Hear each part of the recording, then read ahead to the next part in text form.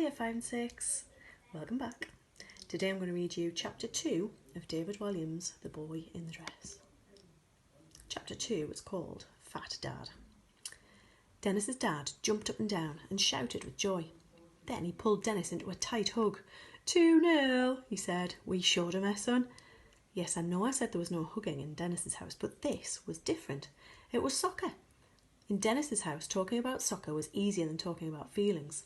He, John and Dad all loved soccer and together shared the highs and more often lows of supporting their third division team. But as soon as the match finished and the referee blew his whistle, it was as if that sound also signalled a return to their strict no-hugging policy. Dennis did miss being hugged. His mum had hugged him all the time. She was so warm and soft. He loved being held by her. Most children can't wait to grow up and get bigger, but Dennis missed being small and being picked up by his mother. It was in her arms that he had felt most safe.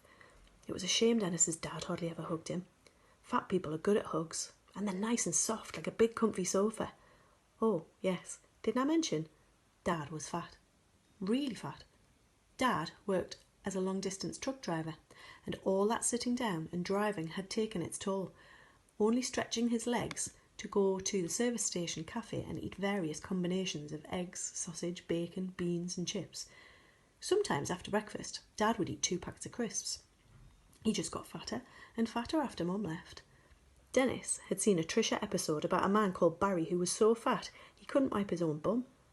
The studio audience were told about his daily food intake and oohed and ahed with a strange mixture of delight and horror. Then Trisha asked him, "Barry, does the fact that you have to get your mum or dad to wipe your underneath not make you want to lose weight?" "Trisha, I just love me food," was Barry's smirking reply. Trisha put it to Barry that he was comfort eating. Trisha was good with phrases like that. She had, after all, been through a lot of difficult times herself. Barry cried a bit at the end, and as the credits rolled, Trisha smiled sadly and gave him a hug, though it was hard for her to really get her arms around Barry as he was the size of a small bungalow. Dennis wondered whether his dad was comfort eating too, having one more sausage or slice of fried bread at breakfast to, in Trisha's words, fill the emptiness inside. But he didn't dare share that thought with his dad. Dad wasn't keen on Dennis watching the show anyway. He said, "It's just for girls, that." Dennis dreamed of one day having his own Trisha episode with the title, "My Brother's Farts Smell Well Bad," or "My Dad Has an Oreo Problem." Dad ate a whole packet of the admittedly addictive cookies every day when he got home from work. So when Dennis, his dad and John played soccer, Dad would always go in goal because he was so fat. He liked it because it meant he didn't have to run around that much. The goal was an upturned bucket and an empty beer keg, a remnant from a long-forgotten barbecue they'd once had while Mum was still around. They didn't have barbecues anymore. These days, they had Big Macs from the local McDonald's or bowls of cereal, even when it wasn't breakfast. What Dennis loved most about playing soccer with his family was that he was the best. Even though his brother was 2 years older, Dennis could run rings around him in the garden, tackling, dribbling and scoring with great skill. And it wasn't like it was easy to get the ball past his dad. Not because Dad was good in goal, it was just that he was so big. On Sunday mornings, Dennis used to play soccer for his local club. He dreamed of being a professional soccer player, but his mum and dad split up. After his mum and dad split up, he stopped going. He had always relied on his mum to give him a lift. Dad couldn't take him as he was forever driving up and down the country in his truck trying to make ends meet, so Dennis's dream floated quietly away. Dennis did play soccer for his school though, and was his team's number 1 shooter? Sorry, reader, I must look this up. Striker. Yes, Dennis was his team's number 1 striker, scoring over 1 million goals in a year. Excuse me again, reader, I don't know how much about soccer. Maybe 1 million is too much. 1,000? 100? 2? Whatever. He scored the most goals. As a result, Dennis was incredibly popular with his teammates, except the captain, Gareth, who picked Dennis apart for every little mistake on the field. Dennis suspected that Gareth was jealous of him because he was a better soccer player. Gareth was one of those boys who were unusually large for their age. In fact, you wouldn't be surprised to find out he was really 5 years older than everyone else in his year, but had just been held back on account of being a bit thick. Once, Dennis was off school with a really bad cold on a match day. He'd just finished watching that day's Trisha, a gripping episode about a woman who discovered she was having an affair with her own husband. Then he was looking forward to some Heinz tomato soup and his second favourite show, Loose Women, where a panel of angry-looking ladies debated important issues of the day like diets and leggings. But just as the signature tune was starting, there was a knock at the door. Dennis got up grumpily. It was Darvesh, Dennis's best friend at school. "Dennis, we desperately need you to play today," pleaded Darvesh. "Oh, I'm sorry, Darvesh. I'm just not feeling well. I can't stop sneezing or coughing." "Achoo! See?" replied Dennis. "But it's the quarterfinals today. We've always got knocked out at the quarterfinals before. Please." Dennis sneezed again. Achoo! It was such a strong sneeze he thought he was going to turn inside out. "Please," said Darvesh hopefully, as he discreetly wiped some of Dennis's stray snot from his tie. "OK, I'll try," coughed Dennis. "Yes!" exclaimed Darvesh, as if victory was already theirs. Dennis gulped down a couple of mouthfuls of soup, grabbed his uniform and ran out of the house. Darvesh's mum was sitting in her little red Ford Fiesta outside, with the engine running. She worked on the cash registers at Sainsbury's, but lived to see her son play soccer. She was the proudest mum in the world, which always made her son squirm a little. "Thank goodness you've come, Dennis," she said, as Dennis clambered into the back seat. "The team needs you today. It's very important." "It's a very important match, without doubt the most important match of the season."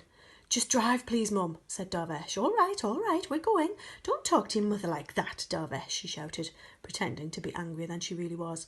She put her foot on the accelerator, and the car lurched uncertainly off towards the school playing fields. "Oh, you've decided to come, have you?" growled Gareth as they pulled up. Not only was he bigger than everyone else, he had a deeper voice and he was disturbingly hairy for a boy of his age. When he showered, he looked like a big monkey. "Sorry, Gareth, I just wasn't feeling well. I have a pretty bad..." Before Dennis could say cold, he sneezed again even more violently than before.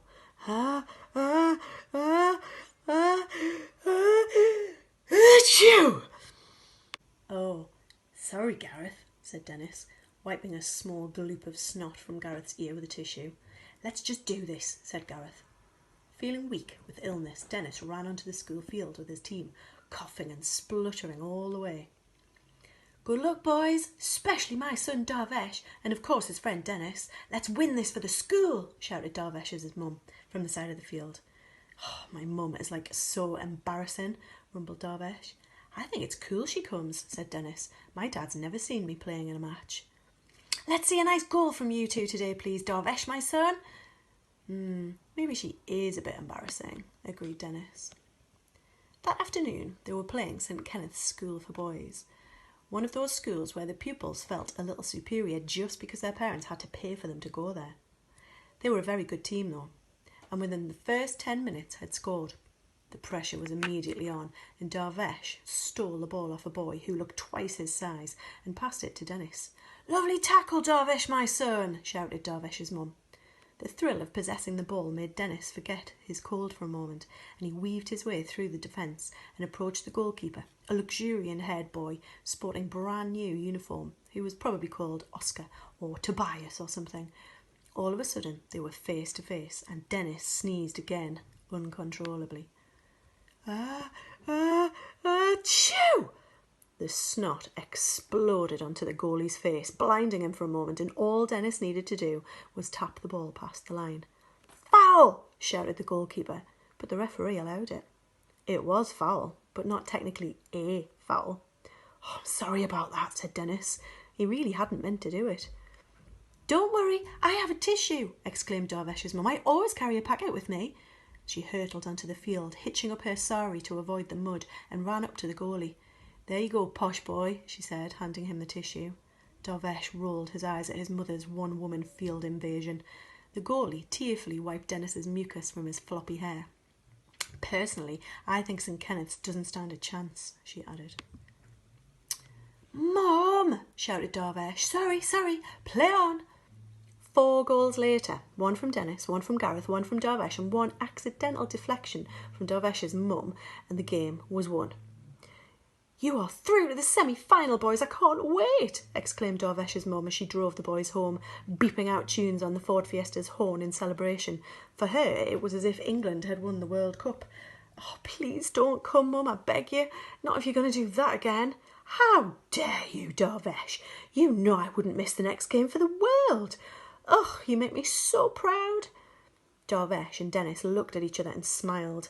For a moment, their victory on the field made them feel like they owned the universe.